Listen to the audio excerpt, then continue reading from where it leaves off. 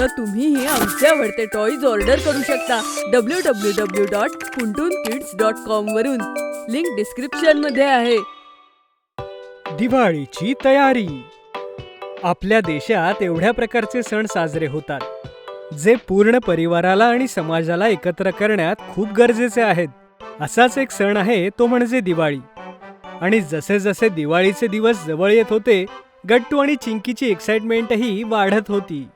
आता दिवाळीला फक्त 8-9 दिवसच राहिलेत. आपण दिवाळीची खरेदी करायला कधी जाणार आहे?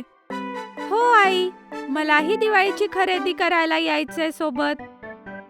उद्या बाबांना ऑफिसला सुट्टी आहे. मग उद्याच आपण सगळेजण मार्केटमध्ये जाऊ, ठीक आहे? हे ऐकून गट्टू आणि चिंकी खूप खुश होऊन जातात. संध्याकाळी जेव्हा बाबा ऑफिसहून घरी येतात तेव्हा गट्टू आणि चिंकीने शॉपिंग बद्दल त्यांच्याशी डिस्कस केलं. डिनर टेबलवर गट्टू म्हणतो, बाबा, मी काही नवीन बल्ब्स बघितलेत ज्यांच्या लाईटचा रंग बदलत असतो. यावेळी दिवाळीला मी तसेच बल्ब घेण्याचा विचार करतोय.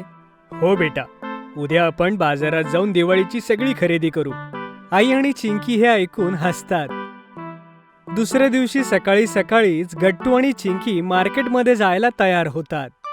त्यांची एक्साइटमेंट पाहून आई आणि बाबांनाही मजा वाटत होती. ब्रेकफास्ट नंतर बाबांनी गॅरेजमधून गाडी काढली आणि सगळे कारमध्ये बसून दिवाळीच्या शॉपिंगला मार्केटमध्ये गेले. दिवाळी आता फक्त एका आठवड्यावर होती, त्यामुळे पूर्ण बाजारात गडबड सुरू होती. प्रत्येक जण आपल्या घराला रोशन करण्याकरता आणि सणाच्या इतर अनेक वस्तू खरेदी करण्याकरता मार्केटमध्ये आले होते.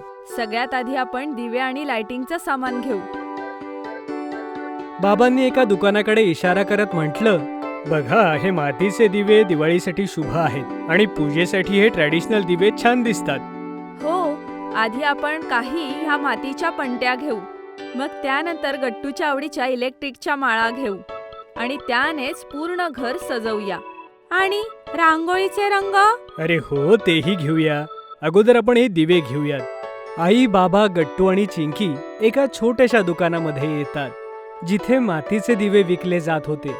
ते दुकान एका वयस्कर आजोबांचं होतं, ज्यांनी धोतर आणि कुर्ता घातला होता. या बाबूजी, आमच्याकडे सगळ्या साईजचे मातीचे दिवे आहेत. हे पहा. आई आणि बाबा दिवे सिलेक्ट करू लागले. खूप मेहनतीनं गावात आम्ही हे दिवे बनवतो, पण आजकाल विजेच्या माळांची फॅशन आहे, त्यामुळे आता पहिल्यासारखी कमाई होत नाही. हे ऐकून गट्टू आणि चिंकीला खूप वाईट वाटतं. त्यांना त्या दुकानदाराच्या चेहऱ्यावर खूप दुःख जाणवतं. एवढ्या ओल्ड एजमध्येही एवढं काम करून त्या आजोबांचा उदास चेहरा पाहून गट्टू बाबांना म्हणाला, बाबा, मला असं वाटतं की इलेक्ट्रिक माळ्यांच्या ऐवजी आपण ह्या मातीच्या पणत्या घेऊ. आई आणि बाबा हसतात.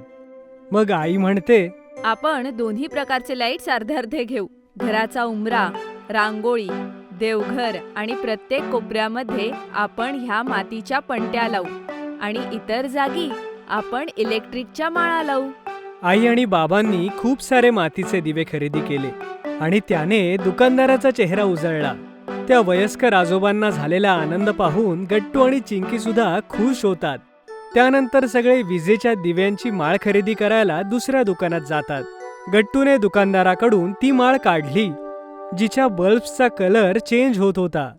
दुकानदाराने ती माळ त्यांना चालू करून दाखवली. अरे वा, याच्या बल्ब मधून आधी पिवळा रंग येत होता आणि आता हिरवा. हो, कमाल आहे ना चिंकी. हे तर खूपच सुंदर आहे. आपण ह्याच माळा घेऊयात. दुकानदाराने त्या विजेच्या माळा नीट पॅक केल्या आणि बाबांनी त्यांना पेमेंट केलं. अजून काय? रांगोळीचे रंग?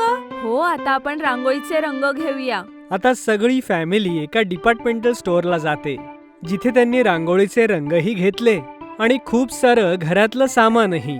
मग त्यानंतर बाबांनी सगळ्यांना विचारलं, तुम्हाला नाही वाटत आपण काही सामान विसरतोय? कोणतं सामान बाबा? चिंकी आणि आई सुद्धा बाबांकडे सरप्राईज होऊन पाहू लागली. अरे, हे दिवाळीचे फटाके नाही घ्यायचेत का? गट्टू आणि चिंकी एकमेकांकडे पाहतात आणि मग चिंकी म्हणते, नाही बाबा, आम्ही फटाके नाही वाजवणार. दिवाळी तर दिव्यांचा सण आहे आणि आम्ही ऑलरेडी खूप पणत्या आणि दिव्यांच्या माळा घेतल्यात. पण हवा प्रदूषण आणि ध्वनी प्रदूषण करणारे फटाके आम्हाला नकोय. हो बाबा, चिंकी बरोबर बोलतीये. फटाके वाजवल्यामुळे आपण केवळ हवा प्रदूषित करत नाही, तर मोठ्या आवाजामुळे ध्वनी प्रदूषणही होतं. कितीतरी कुत्रे, मांजरी आणि पक्षी सुद्धा या आवाजाने घाबरून जातात. अरे वा मुलांनो, तुम्ही दोघे तर खरंच खूप समजूतदार आणि जबाबदार झाले आहात. गट्टू आणि चिंकीचं बोलणं ऐकून आई बाबा खूप खुश सुद्धा होतात आणि प्राऊडही फील करतात. मार्केटमधून परत आल्यावर गट्टू आणि चिंकीने कारमधून सगळं सामान कपाटांमध्ये व्यवस्थित ठेवलं. त्यानंतर ड्रॉइंग रूममध्ये सोफ्यावर बसून ते डिस्कशन करतात. आता पुढचा काय प्लॅन आहे आई? आता आपल्याला पूर्ण घराची स्वच्छता करायची. 1 आठवड्यावर आलीये दिवाळी. आई तू काळजीच करू नकोस. मी आणि गट्टू दोघे मिळून 2 दिवसात पूर्ण घर स्वच्छ करून टाकू. पुढच्या 2-3 दिवसातच आईच्या सूचनांचं पालन करून गट्टू आणि चिंकीने पूर्ण घराची खूप स्वच्छता केली. अनेक जुन्या वस्तू ज्यांचा काही उपयोग नव्हता अशा एका जागी जमा केल्या. मग गट्टूने बाहेर जाऊन भंगारवाल्याला बोलावून घेतलं आणि सगळं फालतू सामान त्यांना देऊन टाकलं. आता घराला छान सजवायचं होतं. दिवाळीची सगळी तयारी विचारात घेऊन आई म्हणाली, गट्टू बाळा, ह्या पणत्या तर आपण दिवाळीच्या दिवशीच सगळीकडे ठेवू, पण तू मात्र तुझ्या इलेक्ट्रिकच्या माळा सगळीकडे लाव. ठीक आहे आई. आणि ह्या वेळेस मी एक मोठी रांगोळी काढणार आहे, एक नवीन डिझाईन. मी इंटरनेटवर एक नवीन रेसिपी पाहिलीये, नारळाच्या लाडवांची. यावेळी दिवाळीला मला सगळ्यांसाठी ते लाडू बनवायचेत. गट्टू आणि चिंकीची एक्साइटमेंट पाहून आईला खूप मजा वाटत होती. आईने लाडू बनवण्यासाठी लागणाऱ्या वस्तूंची गट्टू सोबत बसून लिस्ट केली. मग गट्टू त्या सगळ्या वस्तू दुकानातून घेऊन आला. दुसरीकडे चिंकीने कॉम्प्युटरवर अतिशय छान असं डिझाईन बनवलं आणि मग त्याची प्रिंट आउट घेतली.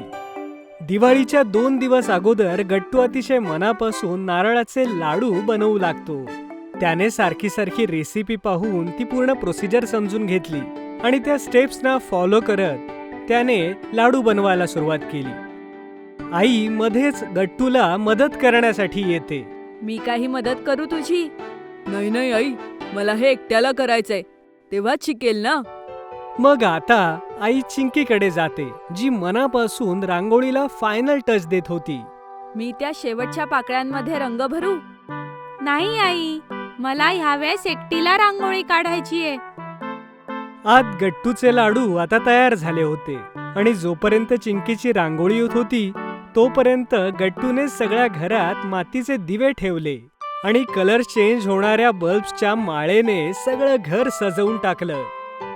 संध्याकाळी जेव्हा बाबा ऑफिसहून घरी येतात तेव्हा दिवाळीची झालेली तयारी आणि रोषणाई पाहून खुश होऊन जातात. अरे शाबास गट्टू आणि चिंकी, दिवाळीसाठी तुम्ही घराला अतिशय छान सजवलं. गट्टू आणि चिंकी हसतात. तेवढ्यात आईने रांगोळीकडे इशारा केला. वा चिंकी, ही रांगोळी तर खूप अमेझिंग आहे. एवढं अवघड डिझाईन तू एकटीनेच केलंस. बाबांचं कौतुक ऐकून चिंकी खूप खुश होते.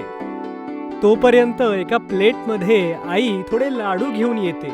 हे स्पेशल लाडू गट्टूने बनवलेत. बाबांनी लाडू खाल्ला तर तो त्यांना एकदम टेस्टी लागला.